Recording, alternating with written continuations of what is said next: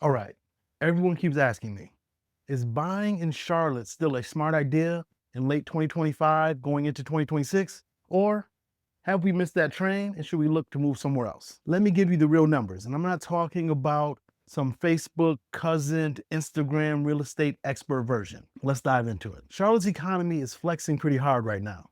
See, you have Bank of America, the Truist, Honeywell, all of those still have a massive presence right here in Charlotte. And as of late 2025, unemployment is still hovering right around 4%, which is pretty much on par with the national average.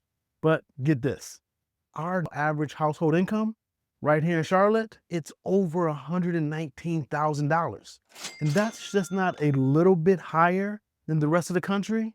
That's nearly 80% higher than the national average. Yes, you heard me correctly, 80%. Now, what happens when you mix high paying jobs with a cost of living that's still about 1% below the national average? You get a relocation mania. We're seeing about 4,700 new residents flock to the metro area every single month. That averages out to about 157 people coming to the Charlotte area every single day. That's like a whole small town arriving every 30 days.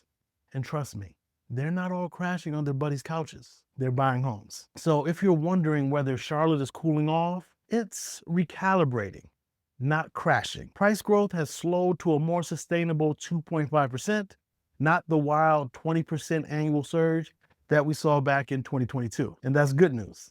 As a buyer, you're not competing with 20 offers anymore. Maybe just a couple. And in certain areas of Charlotte, you won't be competing with any offers. And look, if you're thinking about making the move to Charlotte, but don't know where to start, I put together a free 60-second quiz that'll match you with neighborhoods that will actually fit your lifestyle and your budget. See, the link is in the description. Go ahead, fill it out. It takes less time to fill it out than deciding what to watch on Netflix, and you get a custom guide sent straight to your inbox. All right, now before we move on, you might be wondering who I am. You see, I'm Sir Ashley. I am a real estate advisor, and I've been helping people move to or within the Charlotte area for over a decade. I know every aspect of moving to the Charlotte area and the real estate market. See, I've gone and come to the Charlotte area about 3 times, and I am a real estate investor, a former practicing real estate attorney, and a real estate agent in both North and South Carolina. So anywhere along the process of considering relocation or buying or selling a home, I'm your guy. And over my time, I've helped over 1,000 people move to the Charlotte area. Now, enough about me. Let's talk about where the actual opportunities are. Because it's not about if Charlotte's good, it's about where Charlotte is good. You see, you need to look at ROI, return on investment, suburban infill, communities like Still Creek, Mint Hill, and Matthews. You can still find entry-level homes for under $450,000. And you're getting new infrastructure and growing schools. And these zones are what Fort Mill was like 5, 10 years ago. Now let's go to number 2. Townhome developments inside of I-45. 45 goes around the city. They're quietly outperforming single-family homes because they hit the sweet spot between affordability and reasonable commute times. And if you're an investor, South End multifamily is still a solid bet. Now, I say South End more like LoSa, but it's still a solid bet. Vacancy rates have remained low despite record amounts of new supply hitting the market. And if you live in the Charlotte area, you know that South End and LoSa has tons of apartments that have come to the market in the last handful of years. But if you're an investor, multifamily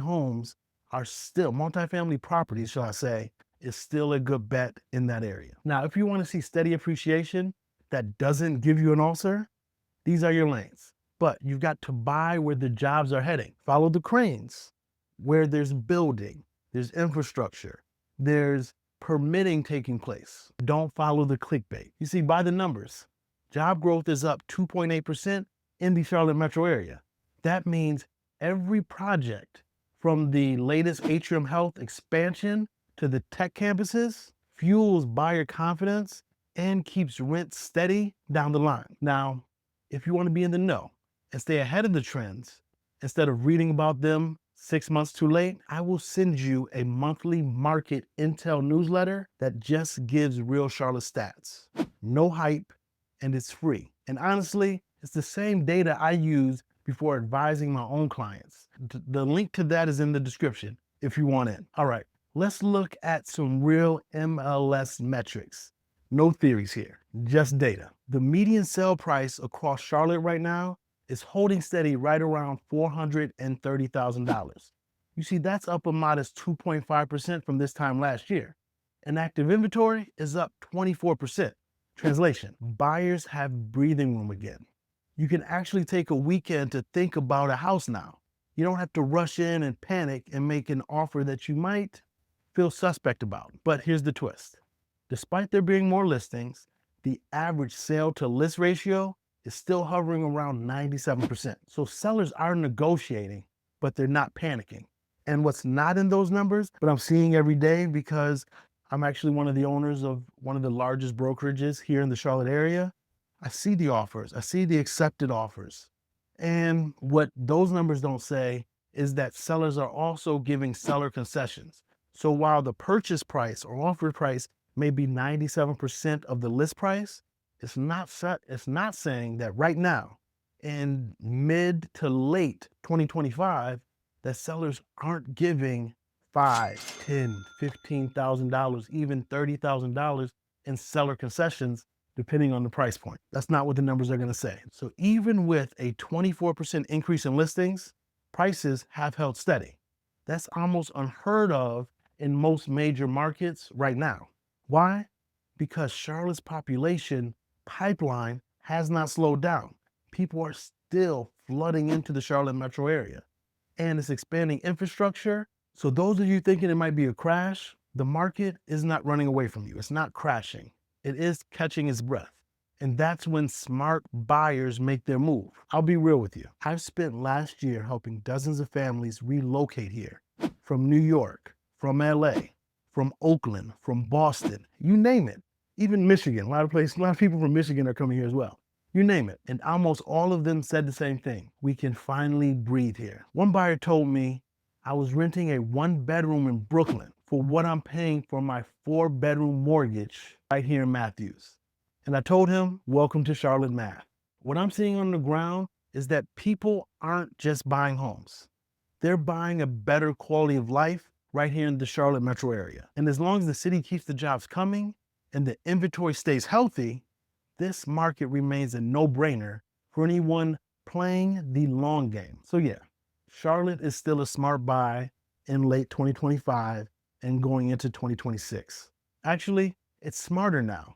You can stop sprinting and start strategizing. If you're seriously considering Charlotte, whether you're a first-time home buyer or you're relocating from out of state, or if you're moving within the Charlotte area, I'm offering a free 15-minute strategy call. No sales pitch, just real conversation about which neighborhoods match your actual goals and your budget. I'll walk you through what's happening in the market right now and help you avoid any rookie mistakes, or I'll help you uncover any blind spots that you may have. The link to reach me is in the description as well. Book a time that works for you, and let's figure out if Charlotte is your next move. Thanks for watching. Hit subscribe if you want more real talk about Charlotte real estate, and I will see you on the next one. Talk soon.